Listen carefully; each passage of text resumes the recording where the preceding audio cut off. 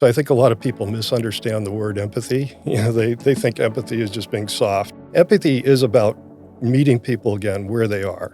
So Whitney Brothers, a 120-year plus company, right? 122 years this year, actually. And there's 122 years worth of people that were part of that story. Right? Empowered Ventures has a phenomenal way of dealing with that.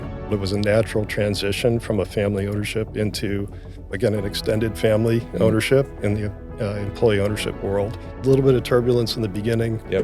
We managed it. The company persevered, and we have people that didn't put their heads down and say, "Oh man, I give up."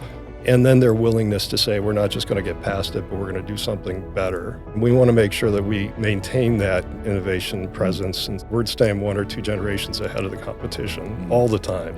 I'm just really excited to see what we can do. Hello, I'm excited today to be joined by Scott Kroeger, president of Whitney Brothers. Scott, welcome to Empowered Owners. Good to be here. Thanks a lot, Chris. Yeah. This is awesome. Meeting in person. So usually I don't do these in person. But you'll share a little bit about why we're meeting in person here in a second. So want to thank you for joining and share that you had joined Whitney Brothers in June to lead Whitney Brothers. So why don't you share a little bit about your journey and what led to you joining Whitney Brothers this past year? Sure. Well, let me just quickly kind of say, I just want to thank Keene State College here too. We're sitting in one of their state-of-the-art studios here in their Media Arts Center. It's been a phenomenal partnership that we've been developing with them over the last year.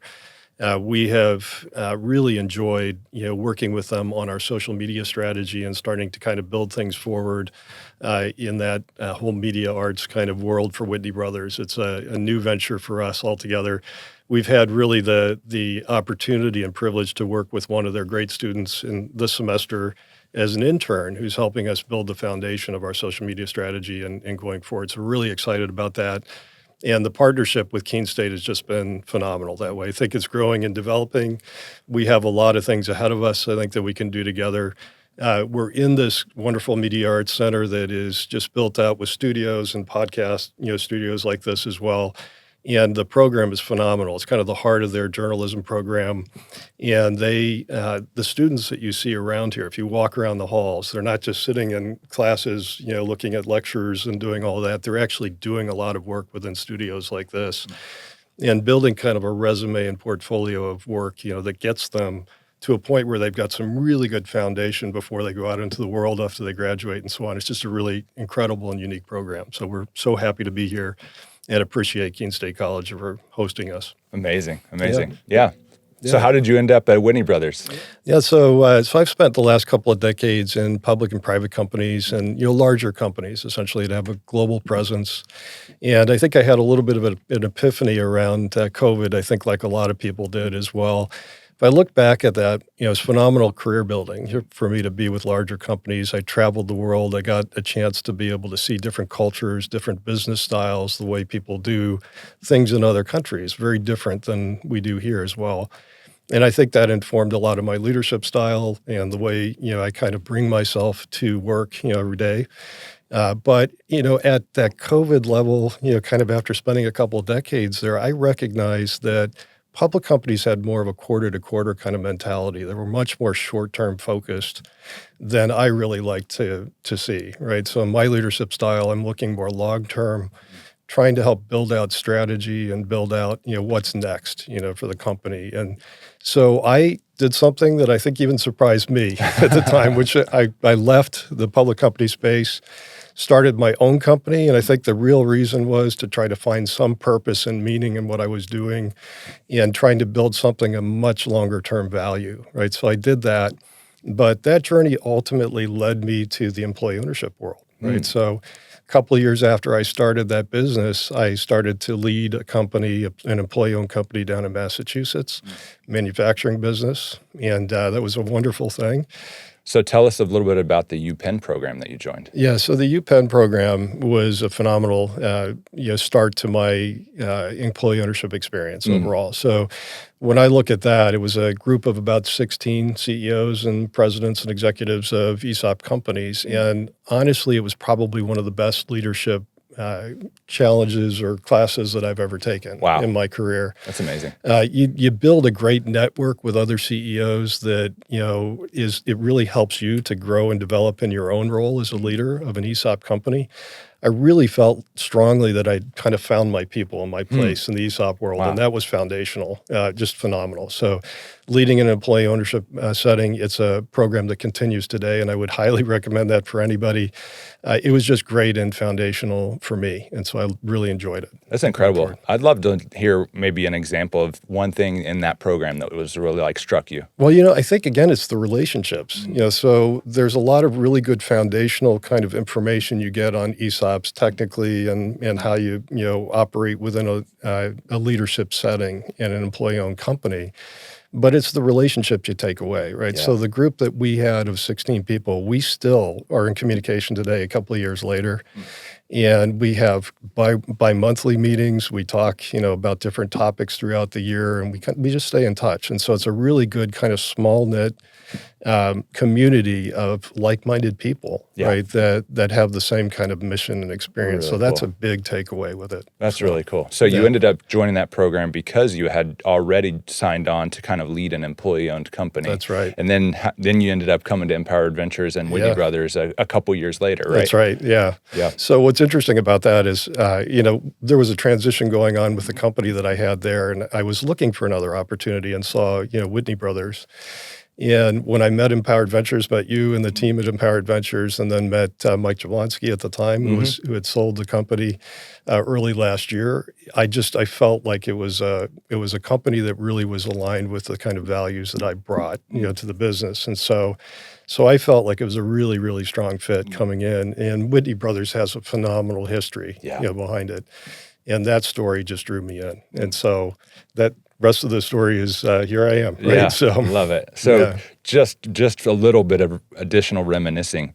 10 years ago, could you have ever imagined being in an employee-owned company that makes what Whitney Brothers makes, that's 120 years old? So, no, absolutely not. I mean, that's the incredible part of the journey, right? Right. 10 years ago, I was in a public company, probably somewhere over in China, traveling the world and so on, which again was a phenomenal part of my career building. But no, I would never have imagined it. Yeah.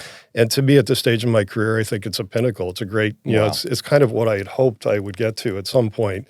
But just an amazing path, forward. It's awesome to hear that you feel that way, and we feel really lucky to have you, Scott. Thank you. And it's obviously we've been able to work with you now for nearly a year at this point. We're getting closer. Absolutely. And it's been a joy for all of us. So thank you. Just so you know, we're ecstatic to have you leading Whitney Brothers. I appreciate that. So you had mentioned a little bit about your leadership style, your management style, and kind of how that had developed, and maybe even with the employee ownership, how you really found your people, or so to speak. So why don't you tell us a little bit more about how you think about leadership and management and what style you bring? Absolutely. Yeah. So I think, again, going back to some of that foundational stuff I talked about years ago when I traveled the world, I had the ability to go to Eastern Europe and to China and, all the other places as well. But, I think that also helped to inform, kind of a vision of, how people operate in different cultures, different kinds of, roles and so on. And it kind of opened my eyes to a whole variety of ideas and initiatives out there as well. And so as I look at that, that was, I think, foundational in helping me understand that there are other opinions that matter and other people that have different ways of thinking. And having that kind of enrichment of all those people and ideas is just a phenomenal thing to kind of build leadership. Kind of amazing how travel will open your eyes and to new ways of thinking. Absolutely, yeah. And in the middle of that too, I actually had a couple of short-term mission trips that I did, which were personal as well. But there's where you kind of see some of the challenges of life too. People that don't have a lot, at that point that. You just recognize that, you're in a position that, of privilege in many ways, but you just see people that are, suffering in a lot of areas, but, also have some resilience and capability to push through all of that as well. So really kind of interesting. But what that informed later on is what I call REAL. It's REAL. Which stands for respect, empathy, accountability, and learning. So when I come in as a leader, those are kind of the three letters, the acronyms that I lead by, right? Wow. So if you look at respect, it's all about, respecting people, where they're coming from, the knowledge base they have. They all have different experiences and exposure that they can bring to, idea generation and so on. And so just respecting people where they are, what they bring to the table, giving them a voice, I think is a big part of the way I lead forward as well. So it's not just coming from me. There's a whole bunch of people contributing to that as well. And then the E is empathy, right? So I spent a lot of time kind of developing emotional intelligence, EQ, and empathy is right at the heart of that, right? So I think a lot of people misunderstand the word empathy. They think empathy is just being soft and, and so on. But empathy is about meeting people again where they are, right? So different experiences, different things going on in their lives at different times, right? But having that empathy, this is a real human that you're dealing with on a day-to-day basis, and recognizing, that humanity is big. So moving from empathy, then accountability. So accountability, actually, when you have respect and empathy together, accountability, I think, naturally flows from that. You're developing really strong relationships in that respect area, listening to people, helping to understand them, and empathy. And then I think in the accountability just naturally falls through with that. Learning is the next piece, right? So the L is again, if you're a learning organization, right, you're growing and you're building capability and knowledge, right? And I think that learning organizations are the best companies going forward. They're the ones that grow the best down the line. Sounds like an amazing framework for leading in a people-oriented kind of setting where people will ultimately feel both valued and also kind of encouraged to be their best self, I suppose. Absolutely. Is that kind of how you would put it? Most definitely, yeah. And I think that's really what it all comes down to, is just leading and understanding, again, where people are, helping them to grow and develop where they are and to be the best that they can be for the company and for themselves, right, overall. And I've seen that, time and time again at Whitney Brothers. What a great aspiration. Yeah. What is it like leading Whitney Brothers? You've been there, a little while now, and you've settled in. And it's tell everyone a little bit about Whitney Brothers as well. So Whitney Brothers, 120-year plus company, right? 122 years this year, actually. And so when you think about that legacy, it's an incredible responsibility. Number one, coming in and leading a company like that. But what's amazing about Whitney Brothers, I mean, we make early childhood education furniture today. It's a phenomenal product, it's high quality, it's innovative. We have a great mission to develop and build the best possible furniture and learning systems for those young minds, right? That's a big thing. But over the years, I mean, it started out as Whitney Toys in 1904. And I think you had a podcast recently with Mike Jablonski as well, and went through some of the, kind of the challenges of the business over the years. It survived the Great Depression. It survived world wars. It survived a couple of fires, some pretty catastrophic things. And the company's been really resilient along the way, right? It's built, I think, a strong perseverance, through those challenges. And so I think that's a really strong foundation, right, overall. And so thinking back on that, there's 122 years worth of people that were part of that story, right? That's the amazing thing going forward, is a lot of people had the same connection to that mission and purpose of developing something for early childhood education that is hard to replace, right? And so that's a neat thing to lead. From this point forward. Yeah, that's amazing.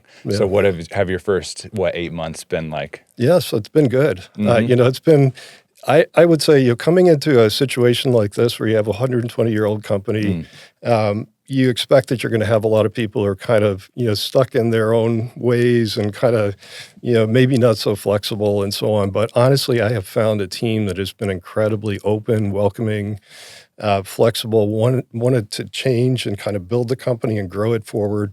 I've been really impressed with, the people and their commitment to the mission of the company. It's really pretty amazing. And some changes are happening already.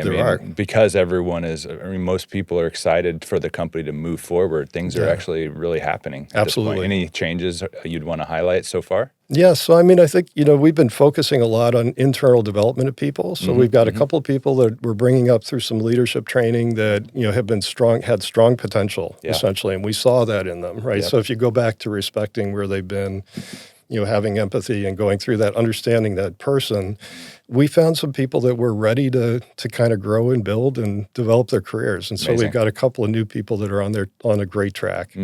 So we're doing that, really investing in the people and helping them to do more as we go forward. I think the other thing is that we're looking at opportunities to grow, right? So our company's done extremely well in the private education space as you go forward. Now we're looking to kind of expand our market into public education, expand our geographic reach, kind of work outside of those traditional markets that we're in today. And so we're working tremendously on that. Right, that's exciting. Yeah. How about you personally? Any learnings from your first 8 months? So it's interesting. So I think, again, a learning, coming in, you have some expectations, like I said before, of the way things are going to be. Yeah. And I think you kind of gear yourself up to that, as you come in, like how much am I going to have to overcome here in terms of, helping people kind of get on board with new strategy. But I found that honestly, there were a lot of people, again, with that foundation to build and grow the company. And so I had to pull myself back away from my own kind of thoughts of how am I coming into this, right? And recognize that, people are really, really committed to this company and mission going forward. It was really neat to see. Right? There's a phrase for that or something, but it's something like have a plan, but then basically be ready to change your plan. Exactly. I agree with that. Yeah, 100%. Yeah. How about, so this has also been Whitney Brothers' first year as part of Empowered Ventures. Yeah. We're a little bit past that. So their first year of employee ownership and this big change. So how has the employee ownership experience been so far at Whitney Brothers? I think it's been a really positive experience overall. So one of the things I'll say about Empowered Ventures as well is just the ability to, again, respect the company where it's been. It's, again, a 122 plus year company. Not try to meddle too much with the formula that's been working for that period of time and respecting that, kind of legacy and so on. And I think having empathy for the organization going through change, Empowered Ventures has a phenomenal way of dealing with that, right, in integrating companies in this. And I think with that in mind, just leading forward through Real as well, I think we've seen a lot of people feel very comfortable coming into the employee ownership world. It was a natural transition from a family ownership into, again, an extended family ownership in the employee ownership world. And I think people have adapted extremely well. That's great. That's great. What do you see in terms of how the culture will continue to take hold? And specifically to tee you up, a lot of employee-owned companies create committees. They might call them an ownership committee or communication committee. Yep. Is that something you see happening at Whitney Brothers? For sure. So we have done that. So we have what we call TWO, which is Together We Own, and a couple of committed employees that have really done some great stuff in the last year. They've done some events and some education and training and so on. They've done a newsletter. They've done really great things, I think, foundationally building that. And I'm pretty excited to see that grow and develop in the next year or so, too. Yeah. Coming from another employee-owned company, I bring some best practices into that I hope I can also help them grow and develop. The EO Summit that just happened with all the other companies underneath the EV umbrella. Yeah, I'm really anxious to learn from that and understand best practices there and apply those here too. I think that's one of the advantages of being part of a larger group of companies.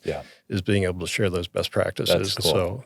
So I see two becoming even stronger. Going forward. It's not a race, and it's definitely not to compare. But I do think it's always interesting to see the journey a new company goes on as they go through employee ownership. And there's some common touch points, like an internal newsletter tends to be one of those things that either they get inspired from someone else or they discover it on their own.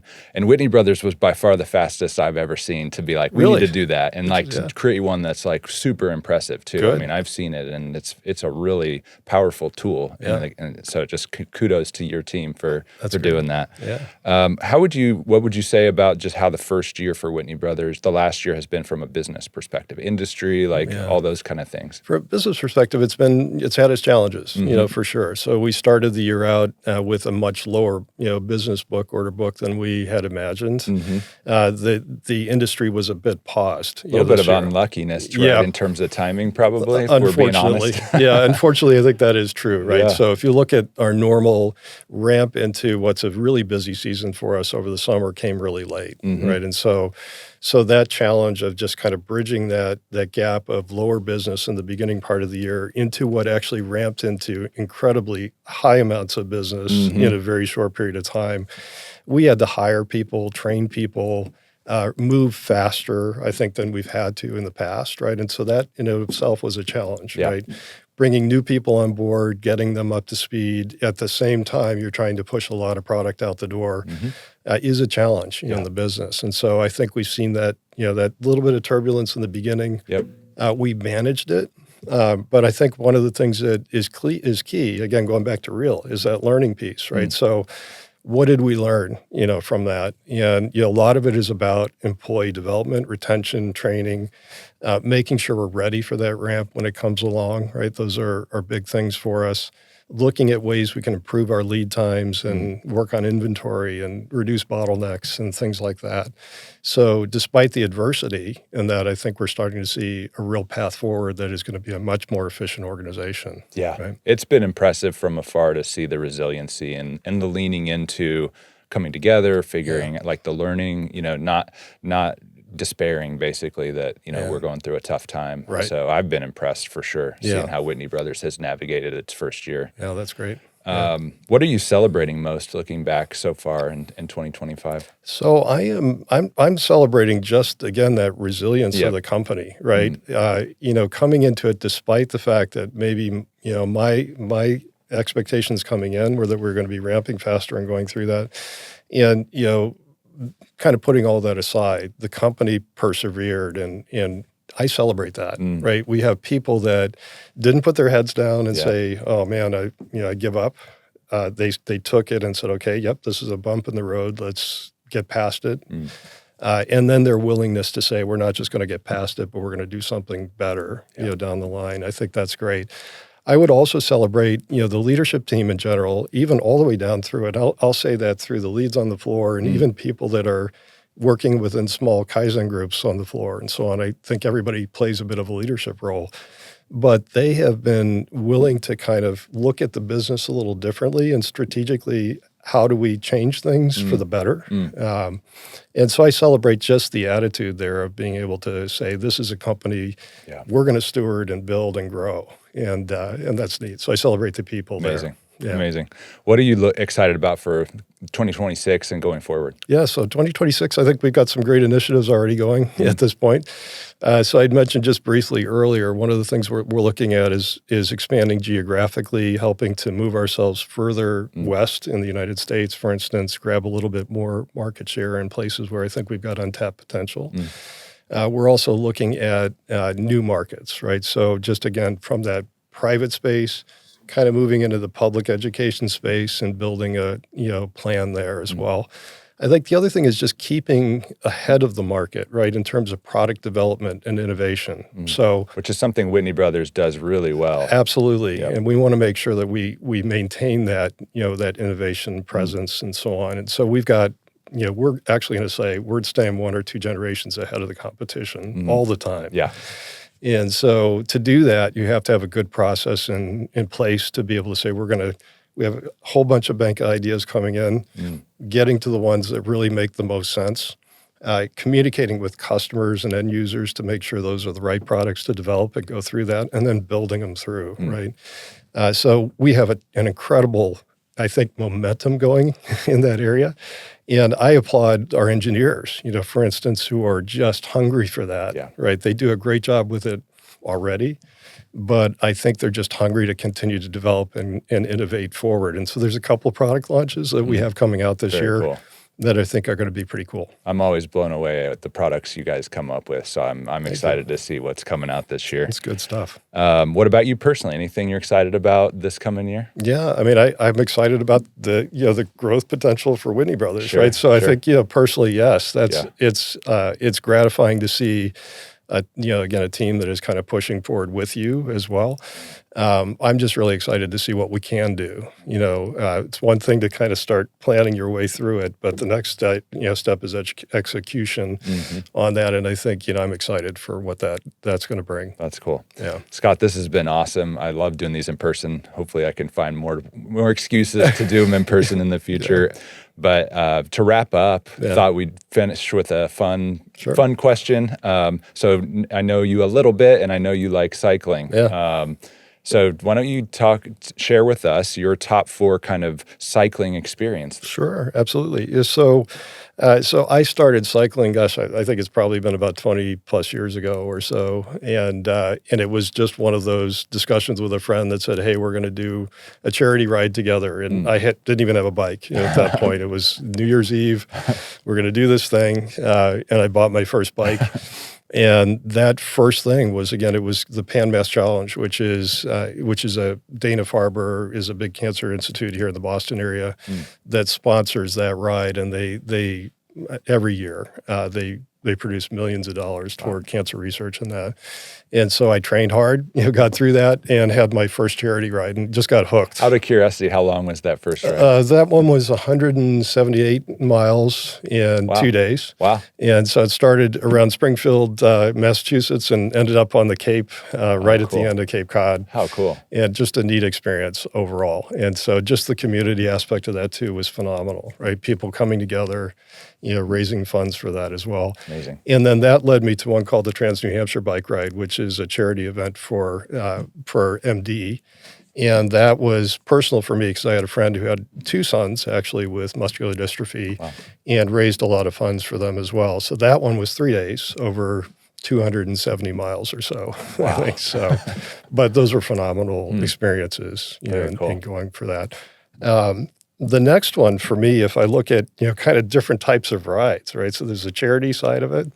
I've actually done one called the 5 Borough Tour in New York, which is an experience for any cyclist, that you get to kind of clear out the roads in New York and ride your bike down, these huge avenues and so on. Wow. Yeah, just you see people in all kinds of bikes and outfits and things like that. It's a social event, right? But it's kind of a fun, community, oriented type of ride as well. Pretty neat. That sounds amazing. And then there's the personal challenges, right? So I did something called the Assaults on Mount Mitchell a couple of years in a row, and it's just what it sounds like. So, an assault on your legs, I imagine? Kind of like that. That's 103 miles, so it sounds shorter than the others, still long, but 11,000 feet of climbing. Whoa. And so this was kind of the personal side of my personal best kind of side of competition, feeling that, I wanted to beat myself year after year and really make it faster, right? So that was kind of a neat competitive side of me. That's awesome. But then there's also the rides in the back roads of Pennsylvania and New Hampshire that are just more, to clear my head and, kind of get myself in a space where I can start kind of building, more upon like the strategies and so on. So I really enjoy those casual rides, on the country roads too. Amazing. Yeah. Thank you, Scott. This has been so fun. Really appreciate you coming on Empowered Owners. Thank you. Appreciate the time.